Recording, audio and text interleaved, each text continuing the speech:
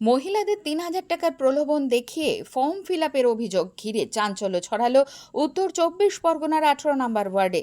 স্থানীয় সূত্রে জানা গিয়েছে, অশোকনগর ১৮ নম্বর ওয়ার্ডের ডিরোজিও পল্লী পার্শ্বস্থ এলাকায় বাড়ি বাড়ি গিয়ে বিজেপি কর্মীদের তরফ থেকে ৩,০০০ টাকার প্রলোভন দেখিয়ে ফর্ম ফিল আপ করানো হচ্ছিল। অভিযোগ, বিজেপি কর্মীরা রবিবার সন্ধ্যে প্রায় ৭টা নাগাদ ১৮ নম্বর ওয়ার্ডের বেশ কিছু বাড়িতে ঢুকে ৩,০০০ টাকা করে দেওয়ার আশ্বাস দেন এবং এই প্রলোভন দেখিয়ে একটি নির্দিষ্ট ফর্ম ফিল আপ করাচ্ছিলেন। ঘটনা শাসক দলের কর্মীদের চোখে পড়তেই উত্তপ্ত হয়ে ওঠে পরিস্থিতি। খবর যায় ১৮ নম্বর ওয়ার্ড কাউন্সিলরের কাছে। দ্রুত ঘটনাস্থলে পৌঁছন পৌরমাতা। উত্তেজনা চরমে পৌঁছায়। ওয়ার্ড কাউন্সিলর শম্পা চক্রবর্তীকে আঘাত করা হয় বলে অভিযোগ।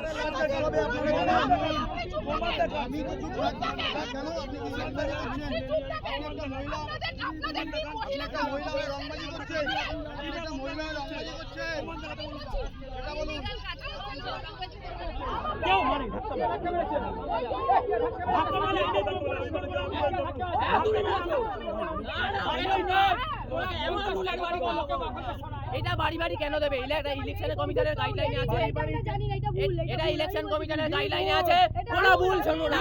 এটা আছে, বাড়ি বাড়ি কেন দেবে? এটা কেন বাড়ি বাড়ি দেবে? আমি যখন বলতে আসি উনি তখন আমাকে ধাক্কা মেরে সরিয়ে তখন দিয়েছে। বাইরের একটা লোক এসে এখন ইয়ে করছে, আমাদের ওয়ার্ডের লোকের উপর হামলা করছে, একটা বাইরের লোক এটা ইয়ে করছে। খবর যায় অশোকনগর থানায়। থানা থেকে দুপক্ষকেই থানা এবং ইলেকশন কমিশনে লিখিত অভিযোগ দায়ের করতে বলা হয়। খবর প্রকাশ্যে আসতেই ঘটনাস্থলে ১৮ নম্বর ওয়ার্ড তৃণমূল কংগ্রেসের কর্মীদের সংখ্যা বৃদ্ধি পেতে থাকে। পৌরমাতাকে আঘাত করার মতো নক্কারজনক ঘটনার প্রতিবাদে ফের উত্তপ্ত হয়ে ওঠে পরিস্থিতি।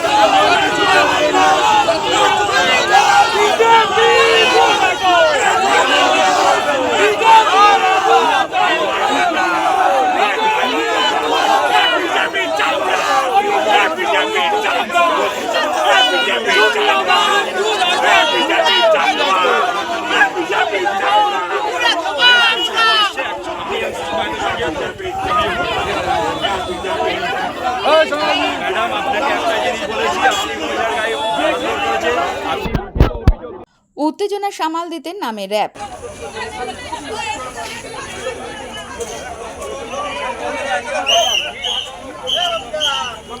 হ্যাঁ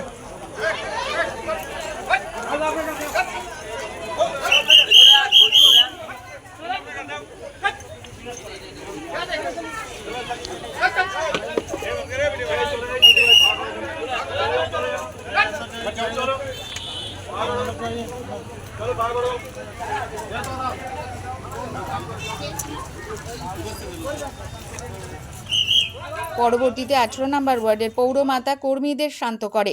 সোনালী দে এবং বিশ্বজিৎ সহ ৯ বিজেপি কর্মীর বিরুদ্ধে থানায় নির্বাচন আচরণবিধি লঙ্ঘন এবং মারধরের অভিযোগ দায়ের করে।